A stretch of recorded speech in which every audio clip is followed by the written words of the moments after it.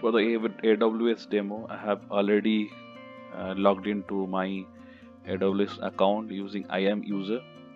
So first we will try to upload the jar from S3 bucket. So I'll go to the S3 and then we will create a new bucket.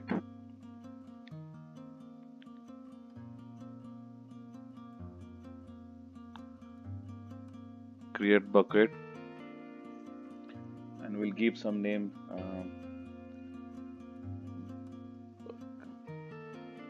Bucket for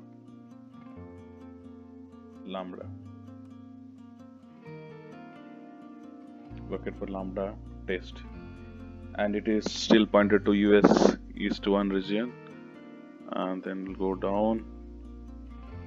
Then we'll give public access so that we can access the jar from outside the S3 bucket.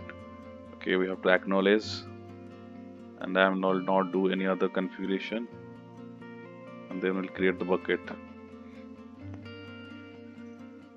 So once the bucket is created, okay, so bucket for Lambda test, I'll go inside and I will upload the jar. Add files. So I will add the file in the background which you can't see here, and once I uploaded that jar, we'll go to the next section.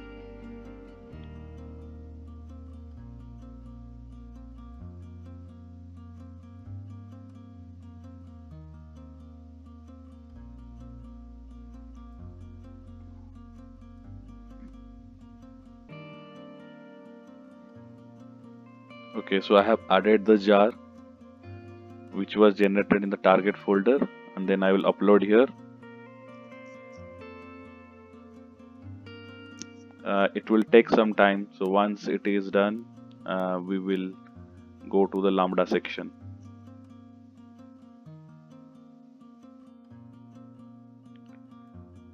You see that Spring Boot jar file is now uploaded successfully.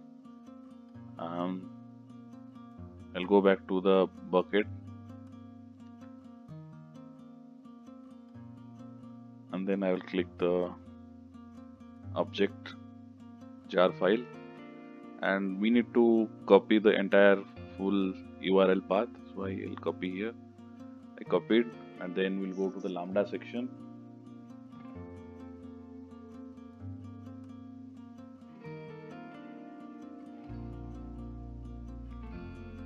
Okay, so Lambda service has opened, and we will. So there is already two functions, but we will create a new function. So let me create a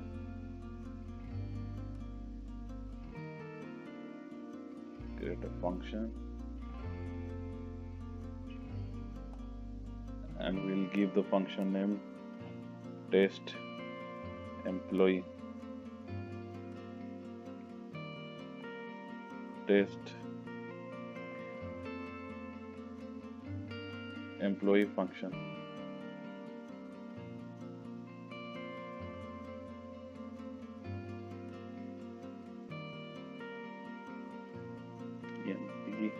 Employee function, then we have to give the environment. The language is here Java 8, the runtime environment is Java 8, and then create a function.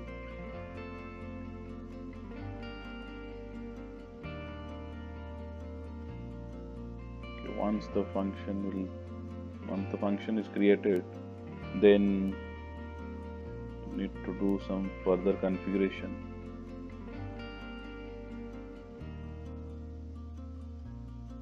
Okay, so now we need to define the runtime settings. So click edit and give the class full package name with the class name. So in my case it is com.so.aws.handler dot class name is employee handler count.show.aws.handler.employee handler. Okay, save it, and then we'll define the environment variable. So environment variable is nothing but the function name. So are the environment variable function name. The function name here is get employee by first name.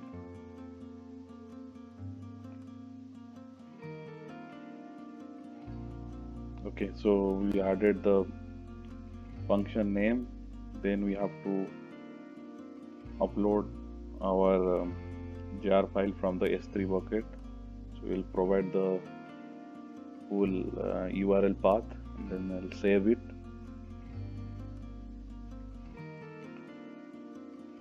Okay, after we save the path, we will test our function. So I'll go to test.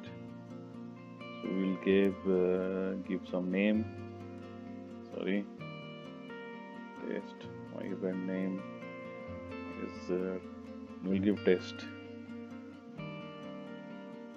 Then my input is same, will be Ramesh as the first name, and then create, and then we'll test. After we click the test button, it will call my Spring Boot application, and it will call the function name as get employee by first name. Okay, so it is complete, and if you go to the detail section, you can see it has retrieved the employee object with the first name Ramesh and last name Tani, and one phone number is whatever as per I have defined in the class.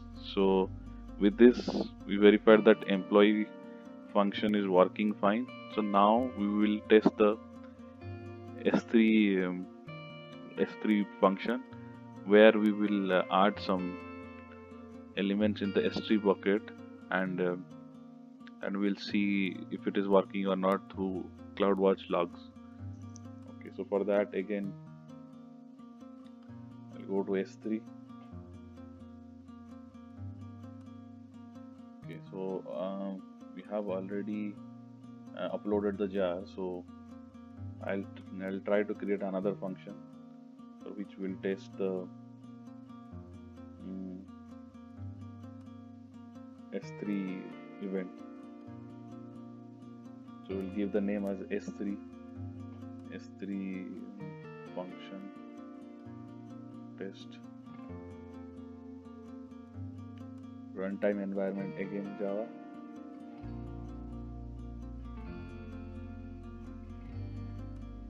Create function.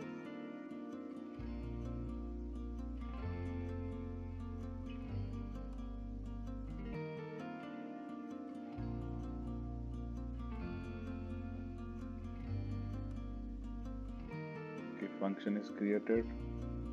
I will add a trigger. So this trigger is basically for S3 event. So this Lambda trigger will be triggered for any events we are doing in S3 bucket. So we'll give the bucket name. So the new bucket name which I have created a few minutes back, and it's for all object create events. That means whenever you upload image or file or delete or do any modification, you will get a notification through your Lambda trigger. I will acknowledge this and then I'll add it. Okay, so I have added successfully the trigger. Now we have to test the S3 functionality. So to test,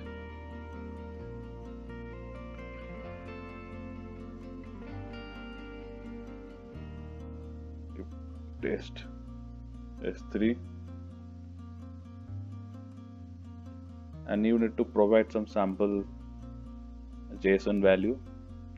So if you go down here, you can see that I have given some sample bucket name called source bucket and some file name called happyfacejpg. So this is something I'm creating a new file inside called source bucket.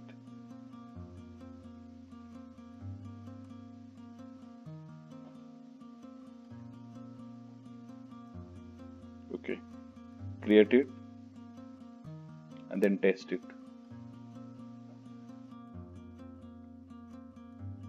We are able to test our S3 event and we could see it is success, and detail you see it is showing success, and then you see and the bucket name is source bucket, the file path is happy face. So this is just a sample JSON file which I have given as input, and you can see same output here. So this way we just verified our Lambda function is working for S3 event. You have to define a trigger which will be S3, and the bucket name is S3 test function bucket. So I have defined a new bucket for our testing. Then you click the checkbox, add it. Okay, so we have added the trigger now. Now we need to test it. So in order to test that, we have to go back to S3 bucket, and in the S3 bucket we have to do some event. So I'll go to this bucket,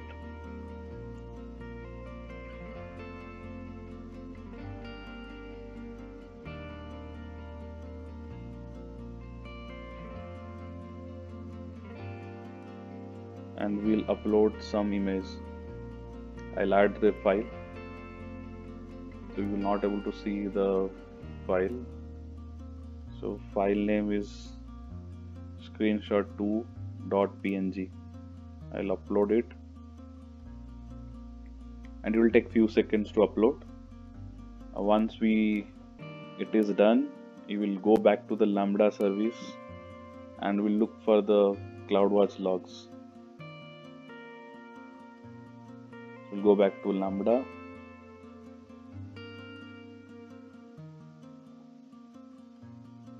We'll go to our function.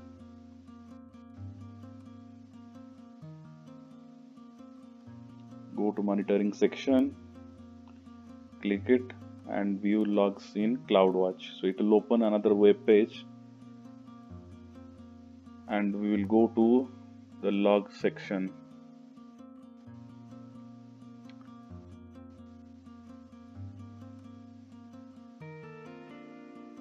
Okay, here is the log, click it, and you can see here now my bucket name is showing S3 test function bucket, the bucket through which I just added one PNG file. The file name is screenshot2.png, and the function name which I defined is S3 Lambda. So you can see now as soon as I did some operation in the S3 bucket, the Lambda function got triggered, and hence we verified our output. So okay, with that my tutorial completes. Thanks for watching, and please subscribe my channel. Bye.